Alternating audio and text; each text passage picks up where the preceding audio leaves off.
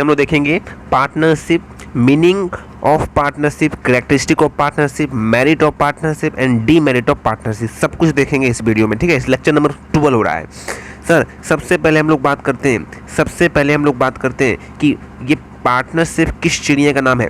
ये जो पार्टनरशिप है ना, वो पार्टनरशिप कहते किसको है, किस चिड़िया का नाम है पार्टनरशिप। तो सुन मेरी बात, पार्टनरशिप क्या होता है सर? पार्टनरशिप एक बिजनेस का फॉर्म होता है। जैसे सोलो प्रोप्राइटरशिप होता है ना, जो अकेले बिजनेस करे या मिलजुल कर करे या कंपनी के फॉर्म में करे या फिर एलएलपी के फॉर्म में करे। तो बिजनेस कौन से तरीके से करना है सर, धंधा कौन तरीके से करना है, वो वाला हम लोग देख रहे हैं। तो उसमें से एक और आता है, एक नाम है डेट इज पार्टनरशिप, जिसको हम लोग पार्टनरशिप फर्म के नाम से जानते हैं। सर इस पार्टनरशिप फर्म में धंधा कैसे करते हैं? इसमें धंधा एक व्यक्ति नहीं करता, बल्कि कम से कम 2 व्यक्ति और मैक्सिमम 50 व्यक्ति मिलकर धंधा करते हैं। क्या बोला मैंने? कम से कम 2 व्यक्ति और मैक्सिमम कितने करते हैं? 50 व्यक्ति धंधा मिलकर करते हैं। इसमें ये जो पार्टनरशिप है, इसका एक्ट है इंडियन पार्टनरशिप एक्ट 1932। इसके अंतर्गत ये धंधा किया जाता है। इसमें खुद से एग्रीमेंट बनाया जाता है। सुन लो मेरी बात, इसमें खुद से एग्रीमेंट बनाया जाता है, उस एग्रीमेंट पर साइन किया जाता है सभी पार्टनर, और उसी के हिसाब से वो लोग सब कुछ काम करते हैं। इसमें प्रॉफिट और लॉस दोनों आपस में बांटते हैं। वो रेशियो के हिसाब से बांटते हैं, रेशियो के हिसाब से बांटते हैं। मान के चलो ए, बी और सी ये तीनों पार्टनर है, ये तीनों बंदे हैं, सुनो मेरी बात, ये तीनों बंदे हैं। इस तीनों ने मिला और सोचा कि चलो धंधा करते, तो ये तीनों मिल गए और एक पार्टनरशिप फर्म खोल लिए। तो जैसे ही वो लोग पार्टनरशिप फर्म में आ गए ना, तो ये तीनों के तीनों पार्टनर कहला गए। ए पार्टनर हो गया, बी पार्टनर हो गया और सी पार्टनर हो गया। अभी ए बी सी तीनों अपना अपना रेशियो बोले कि हम 1:1 की रेशियो में प्रॉफिट बांटेंगे। मतलब अगर 9,000 रुपया कमाते हैं तो 3,000 आपस में बांटेंगे, मतलब इक्वल रेशियो हिसाब से बांटेंगे। वो सब के सब अपने पर डिपेंड करता है कि सर कैसे बांटें। इतना बात समझिए। ओवरव्यू क्या होता है पार्टनरशिप, पढ़ के देखते हैं। इंग्लिश मीडियम और हिंदी मीडियम दोनों देखेंगे, ठीक है ना। चलिए, सबसे पहला है when 2 or more people come together as a partner they can form a partnership firm। जब 2 या 2 से अधिक व्यक्ति आपस में मिलकर क्या बनाते हैं? पार्टनरशिप फर्म बनाते हैं। पार्टनरशिप फर्म गवर्न होता है इंडियन पार्टनरशिप एक्ट 1932 के एक्ट के रूल के हिसाब से गवर्न किया जाता है। ये पार्टनरशिप ऑल्सो गवर्न किया जाता है इंडियन कॉन्ट्रैक्ट एक्ट से भी गवर्न होता है। अब हम लोग कुछ व्यू समझते हैं, सब कुछ देखते हैं, आ जाओ फटाफट से। सबसे पहले डिफिनेशन देखते हैं जो कि इंडियन पार्टनरशिप एक्ट में लिखा हुआ है। क्या बोल रहा है? Partnership is the relation between person who have agreed to share the profit of business carried on by all, any of them acting for all। Meaning of partnership है, meaning of partnership देखते हैं। In a partnership from 2 or more people come together to carry out a partnership for the purpose of earning profit and sharing those profit. The partner combine their capital resource and work jointly to carry on the business. According to the section 12 of the Indian Partnership Act, as a partnership must be formed for the purpose of carrying a business that is legal in nature and co-ownership of property is not considered as a partnership। तो जो co-ownership वाला property होता है वो नहीं चलेगा। इसमें क्या होता है? एक साथ मिलकर सभी लोग काम करते हैं, म्यूचुअल एजेंसी पर सभी लोग काम करते हैं, एक साथ मिलकर वर्क जॉइंटली काम करते हैं और कंबाइन करते हैं अपना कैपिटल को, ठीक है। और प्रॉफिट शेयरिंग रेशियो इक्वल बांटते हैं या 2:1 के रेशियो से, जो भी रेशियो कोई मतलब नहीं है उनका मन। हिंदी में देखते हैं, जब 2 या 2 से अधिक लोग साझेदार के रूप में एक साथ आते हैं तो वे क्या कहलाते हैं सर? वे क्या कहलाते हैं? बोलो। वे क्या कहलाते हैं? साझेदारी फर्म बन जाता है। उनको मिलाने से, उनको मिलने से क्या होता है? साझेदारी फर्म बन जाता है। और एक साझेदारी फर्म भारतीय साझेदारी अधिनियम 1932 के नियमों और विनियमों द्वारा शामिल होती है। साझेदारी उन क्षेत्रों में भी भारतीय अनुबंध अधिनियम द्वारा शासित होती है जहां साझेदारी अधिनियम 1932 चुप है। आइए इसके अर्थ, दायरे और विभिन्न प्रकार समझते हैं। तो सबसे पहले यहाँ पर देखते हैं डिफिनेशन, जो कि साझेदारी की परिभाषा समझते हैं, जो कि धारा 4 साझेदारी के बारे में बताता है। साझेदारी उन व्यक्तियों के बीच का संबंध है जो सभी के लिए काम करने वाले उनमें से कोई एक द्वारा किए गए व्यवसाय के मुनाफे को साझा करने के लिए सहमत हुए। साझेदारी का अर्थ एक साझेदारी फर्म में दो या दो से अधिक लोग मुनाफा कमाने और उस मुनाफे को साझा करने के उद्देश्य से एक व्यवसाय चलाने के लिए साथ आते हैं। साझेदार अपने पूंजीगत संसाधनों को जोड़ते हैं और व्यवसाय को आगे बढ़ाने के लिए संयुक्त रूप से काम करते हैं। भारतीय भागीदारी अधिनियम की धारा 12 के अनुसार किसी ऐसे व्यवसाय को चलाने के उद्देश्य से साझेदारी बनाई जानी चाहिए जो कानूनी प्रकृति को किसी संपत्ति के सह स्वामित्व को साझेदारी नहीं माना जाना चाहिए। समझ रहे बात को? तो हम लोगों ने ये देख लिया। अब देखते हैं characteristic of partnership firm. Characteristic of partnership firm क्या है, इंग्लिश में देखेंगे और हिंदी में भी देखेंगे। सबसे पहला है agreement. Partner who decided to start this business, वो पार्टनर जो स्टार्ट करना चाहता है बिजनेस को, have to make a formal mutual contract बनाना पड़ेगा, एक कॉन्ट्रैक्ट एक साझेदार बनाना पड़ेगा बिटवीन देम, उन दोनों के सभी के बीच में। This agreement is usually written following the norms of government act. ये जो एग्रीमेंट होता है ये अधिकतर लिखित टर्म में ही होता है। किस टर्म होता है? तो लिखित टर्म में ही होता है ये एग्रीमेंट। एक एग्रीमेंट बनाना पड़ता है जहाँ पर ये साझेदार लिखते हैं प्रॉफिट कैसे बांटा जाएगा, कमीशन किसको किसको मिलेगा, सैलरी मिलेगा कि नहीं मिलेगा, इंटरेस्ट ऑन कैपिटल कितना होगा, इंटरेस्ट ऑन ड्राइंग कितना होगा, इंटरेस्ट ऑन लोन कितना होगा, सब कुछ। कब तक बिजनेस चलेगा, नाम क्या है, नाम पता बताओ, पार्टनर का कब आया था, कौन आया था, किस तरीके से था, और यहाँ पर क्या लगता है, एक मोहर लग जाता है। यहाँ पर गवर्नमेंट का क्या लगेगा, मोहर लगेगा, ठीक है, और सील मारकर साइन कर देता है, ठीक है, यहाँ पर सील मारकर साइन कर देता है। ये हमारा तैयार हो गया एग्रीमेंट। क्या हुआ सर? एग्रीमेंट तैयार हो गया। समझ गए बात को? बात करते हैं नंबर ऑफ पार्टनर की। पार्टनर का नंबर कितना होता है? मिनिमम नंबर होता है 2, कम से कम 2 होना ही चाहिए, नहीं तो पार्टनर नहीं बनेगा। मैक्सिमम 50 होगा, ठीक है, मैक्सिमम कितना होगा? 50 होगा। ये 20 नहीं होगा, 50 होगा, ठीक है, पुराना वाला था इसीलिए 50 होगा। बात करते हैं शेयर ऑफ प्रॉफिट की। प्रॉफिट शेयरिंग जो रेशियो होता है, अगर एग्रीमेंट में नहीं लिखा, मान लो एग्रीमेंट बनाना पड़ता है ना, एग्रीमेंट बनाना पड़ता है, उस एग्रीमेंट में नहीं लिखा, पार्टनर ने नहीं बताया है कि प्रॉफिट कितना कितना कितना और किस किस रेशियो के हिसाब से बांटेंगे, तो कैसे होगा सर? तब क्या होगा? तब इक्वली रेशियो में बांटा जाएगा। क्या बांटा जाएगा? इक्वली रेशियो में, ठीक है, इक्वली रेशियो में बांटा जाएगा, इक्वली रेशियो में बांटा जाएगा। सुन लो मेरी बात, शेयर प्रॉफिट रेशियो कैसे बांटा जाएगा? इक्वली प्रॉफिट रेशियो में बांटा जाएगा। अगर एग्रीमेंट में नहीं लिखा है तो one of the primary features of partnership is to make a share profit among the partner as per agree ratio. तो रेशियो के हिसाब से बनाना पड़ेगा। ये फीचर्स ही है कि प्रॉफिट ही बांटना होगा, रेशियो के हिसाब से बांटना होगा। हालांकि the income will be distributed equally equally equally equally if no clause mention in the agreement above the same. तो एग्रीमेंट में नहीं बनाया है ना, सुन मेरी बात, अगर एग्रीमेंट में नहीं बनाया ना तो क्या करेंगे? इक्वल ही बांट देंगे। समझ गए? उधर एग्जाम्पल भी दूँ क्या?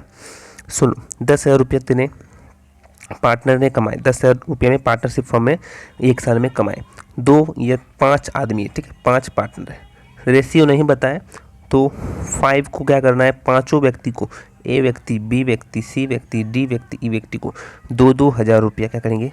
दे देंगे, इक्वल बांट देंगे, क्योंकि एग्रीमेंट में नहीं दिया हुआ। प्रॉफिट शेयर, समझ गए? लायबिलिटी की बात करते हैं। जो लायबिलिटी होगी वो अनलिमिटेड होगी, ठीक है। अनलिमिटेड का मतलब क्या होता है सर? बहुत बच्चे नहीं समझते हैं, सुन लो मेरी बात।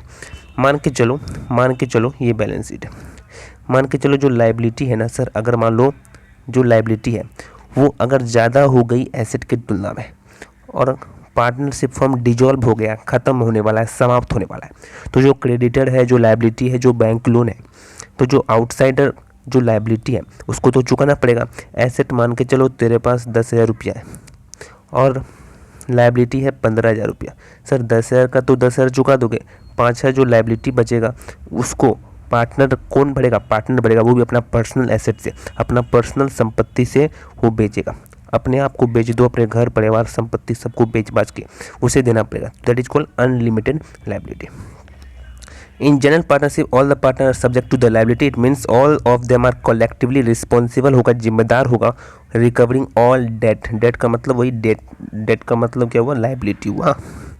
Even if that have liquidate to their personal asset, अपने पर्सनल संपत्ति को बेचकर भी क्या करना पड़ेगा? लायबिलिटी को चुकाना पड़ेगा।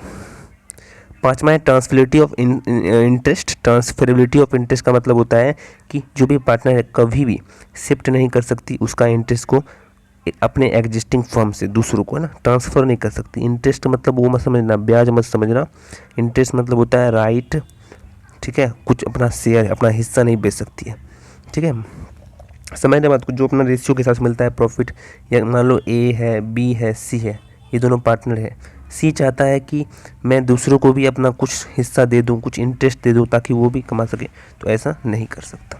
ठीक है, यही बोल रहा है।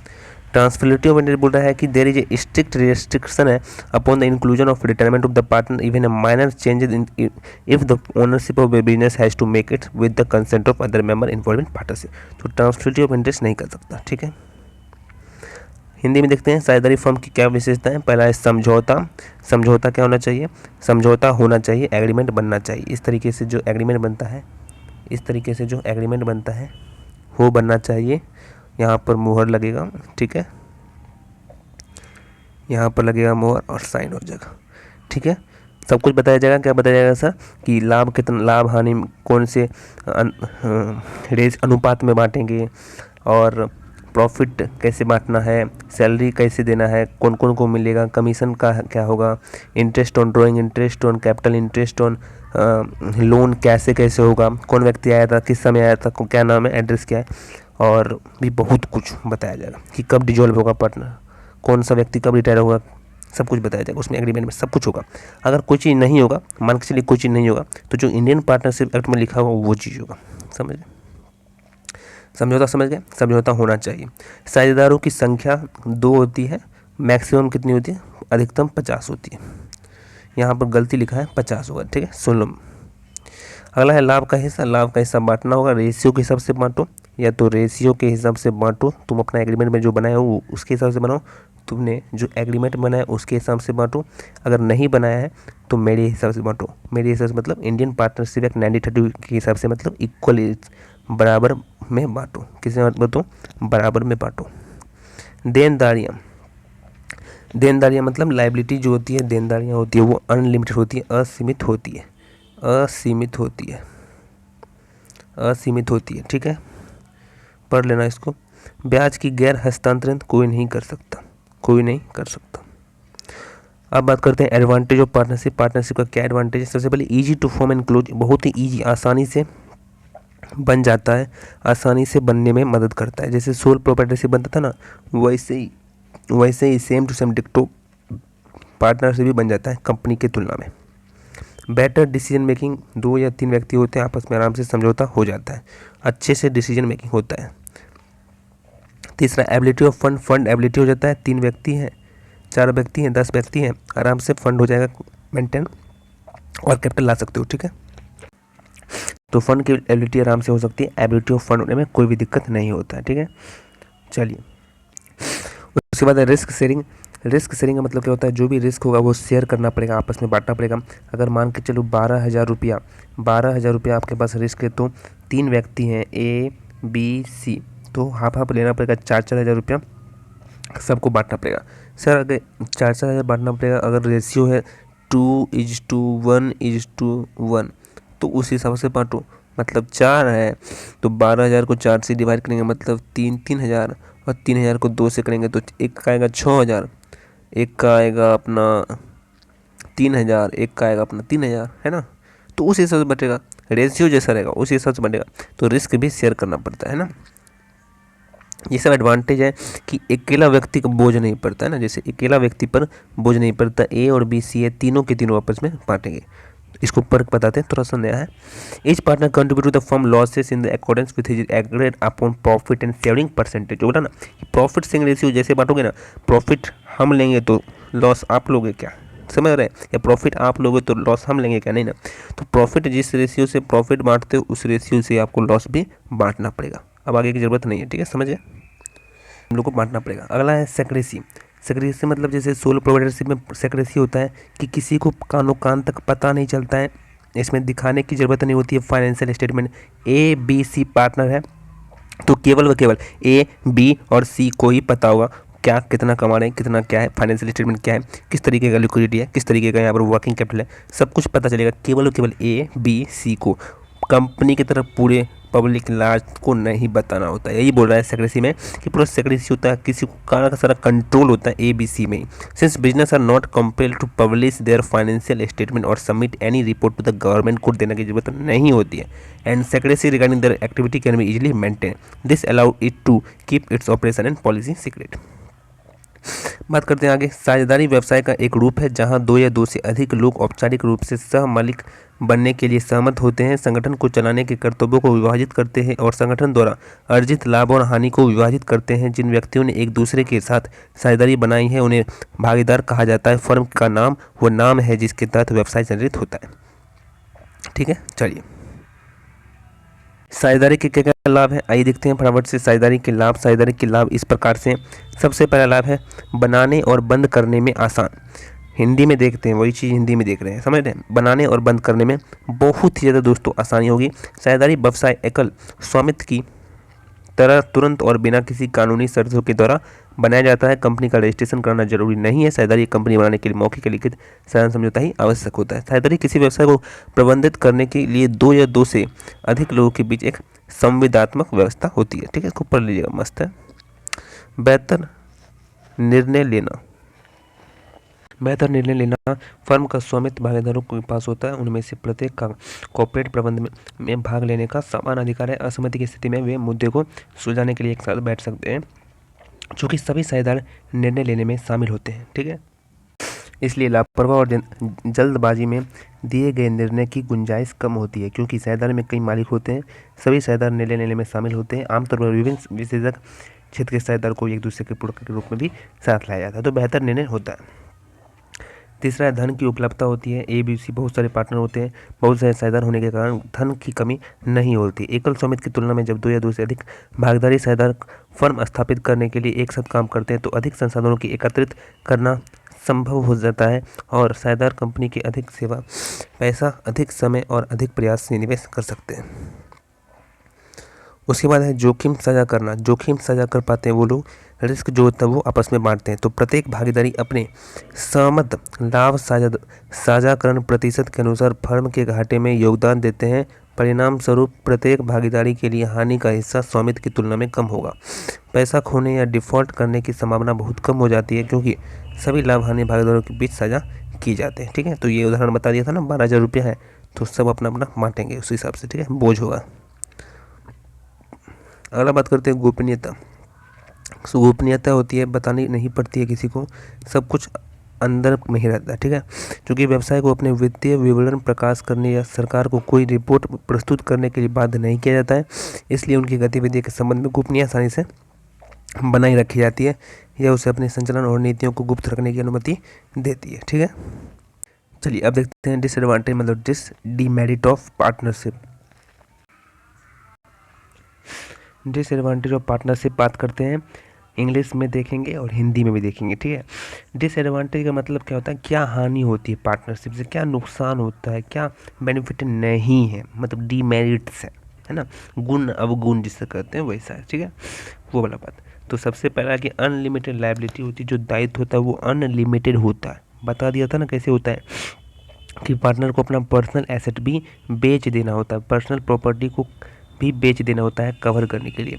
जैसे मान के चलिए आपका जो लायबिलिटी है, मतलब पार्टनर का जो लायबिलिटी है, पार्टनरशिप फर्म का जो लायबिलिटी वो 15,000 है और एसेट बचा है सर मात्र 10,000 और पूरा का पूरा डिजॉल्व हो रहा है, फर्म अब समाप्त हो रहा है।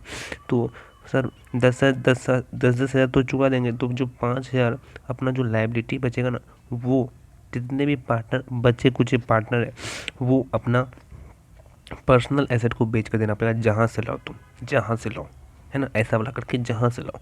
A और B C मान लो 3 पार्टनर है, डिजॉल्व हो गया फर्म और ABC बचा है 5,000 रुपया, तो ABC अपना प्रॉफिट शेयरिंग रेशियो के हिसाब से जहाँ से पैसा लाए मतलब नहीं है, पर्सनल एसेट से लाओ, घर बेच के लाओ, किडनी बेच के लाओ, चुकाओ, है ना। तो ये तो 5,000 मैंने उदाहरण दिया है, 50,000 हो सकता है, 5 लाख हो सकता है, 50 लाख भी हो सकता है। चलिए अगला है लिमिटेड रिसोर्स। जो रिसोर्स होता है वो बहुत ही लिमिटेड होता है, क्योंकि सर कितना होगा, है ना, 2 3 4 5 मिलकर कितना आखिर कर सकते हैं, ये वाला बात है। तो नंबर ऑफ पार्टनर रेस्ट्रिक्टेड होता है, क्योंकि रेस्ट्रिक्टेड मतलब 50 तक ही होता है, and the capital they provide is also limited होता है। There are restriction on addition partner, so there won't ever be enough fund to support a big firm partnership business, thus have difficulties with business expansion. ठीक है। तीसरा, possibility of conflict between partner. तो sorry guys, possibility of conflict between partner मतलब कि अब partner है, उसमें क्या हो सकता है, लड़ाई हो सकता है कि सर मुझे प्रॉफिट दो, मैं ज़्यादा काम किया, ये हुआ वो हुआ, और बहुत सारे झंझट होते हैं। आप देखते होंगे, आप आसपास के पार्टनरशिप फॉर्म में देखते होंगे, ये सब झंझट होता रहता है सर। ठीक है, झंझट होता रहता है, तो कॉन्फ्लिक्ट होता है सर, आपस में नहीं पड़ता है ना। तो आपस में कॉन्फ्लिक्ट नहीं होता है, मैं कुछ करना चाहता हूँ, वो सामने वाला आदमी कुछ करना चाहता है, वो पार्टनर कुछ करना चाहता है, तो कॉन्फ्लिक्ट नहीं हो रहा, माइंड सेट नहीं हो रहा है ना, माइंड सेट पर काम नहीं हो रहा है, एक गोल पर काम नहीं हो रहा, तो कॉन्फ्लिक्ट होता है, लड़ाई झगड़ा होता है। इसको देख लीजिएगा। लेक ऑफ कंटिन्यूटी, कंटिन्यूटी नहीं चलता है, कंटिन्यूटी कमी होता है, कोई पार्टनर डेथ हो गया, रिटायर हो गया, इंसॉल्वेंट हो गया, तो बंद कर देते हैं, कोई पार्टनर चलाने का मन ही नहीं करता उन्हें। ठीक है, क्योंकि एक बंदे पर भले ही वो ABC 3 पार्टनर है, लेकिन एक की वजह से ही चल रहा है, एक का डेथ हो गया, इंसॉल्वेंट हो गया, रिटायरमेंट हो गया, उस केस में इंसॉल्वेंट मतलब दिवालिया हो गया, उस केस में क्या होता है, कंटिन्यूटी ख़त्म हो जाता है, बंद हो जाता है पार्टनरशिप। ठीक है, तो ये सब कमी है। Lake of public confidence, public confidence नहीं मिल पाता है, क्योंकि जो पार्टनरशिप फर्म है वो पूरा का पूरा प्राइवेट टाइप ऑफ ऑर्गेनाइजेशन है, और गवर्नमेंट उस पर कंट्रोल नहीं कर सकती है। तो जिस कारण तो पब्लिक का कॉन्फिडेंस नहीं मिल पाता है, पब्लिक उतना उस पर भरोसा नहीं करता है। समझ रहे बात को, हिंदी में देख लेते हैं। साझेदारी के नुकसान क्या है, पहले असीमित देयता, असीमित देयता आप लोग उसको पढ़ लीजिएगा, इसका PDF मिलेगा आपको। ठीक है, तो असीमित देयता मैंने बता दिया, बार बार कितना बताया सर, कि लायबिलिटी अगर मान लो ज़्यादा हो गई एसेट से, तो जो भी लायबिलिटी बचा कुछ है वो पार्टनर को अपने घर से ला कर देना पड़ेगा। बता दिया सर क्या। अगला है सीमित संसाधन, संसाधन सीमित होता है, ABC कितना भी हो, मैक्सिमम 2, मैक्सिमम मिनिमम 2 और मैक्सिमम 50 तक तो जाएगा सर। उसके पास हो सकता है कितना पूंजी होगा, बहुत तक कितना होगा, उतना नहीं हो पाएगा, तो कहीं ना कहीं सीमित पैसा होता है, उतना कैपिटल नहीं लगा पाएगा कंपनी की तुलना में। तीसरा है साझेदारी के बीच संघर्ष की संभावना होती है, कॉन्फ्लिक्ट होता है, लड़ाई झगड़ा होता है। बताया था ना कि साझेदारी जो होता है उसके बीच क्या होता है, लड़ाई होता है, मुक्केबाजी चलता है ना, उसके कॉन्फ्लिक्ट चलता है, उसके हिसाब से काम नहीं हो रहा है, उसका सोच अलग हो रहा है, वो कुछ करना चाहता है, वो कुछ करना चाहता है, तो उसमें कॉन्फ्लिक्ट होता है, सही से नहीं चलता है, पार्टनरशिप बंद हो जाता है। निरंतरता का अभाव, कोई व्यक्ति मर जाएगा, सेवानिवृत्ति हो गया, दिवालिया हो गया, उस कारण से मर जाता है, उस कारण से भी बंद हो जाता है पार्टनरशिप फर्म, और भी बहुत सारे कारण हैं। तो निरंतरता नहीं चलता है, कॉन्फ्लिक्ट के कारण बंद हो जाता है, अभाव है सबका। पाँचवा, जनता के विश्वास की कमी होती है, गवर्नमेंट कंपनी नहीं होता है, सरकारी नहीं होता है, जिस कारण से भी जनता के विश्वास की नहीं होती, जनता का विश्वास नहीं होता है कि भाई अच्छा है, कैसा है कैसा नहीं है, कब बंद हो जाए पता नहीं चलता, जिस कारण जनता विश्वास नहीं करती इस पर। ठीक है, चलिए, थैंक यू सो मच। इसका PDF मिलेगा आपको हमारे टेलीग्राम चैनल पर, लिंक दिया गया डिस्क्रिप्शन पर, फटाफट से ज्वाइन कर लीजिए, PDF आपको मिल जाएगा वहाँ पर। Thank you so much.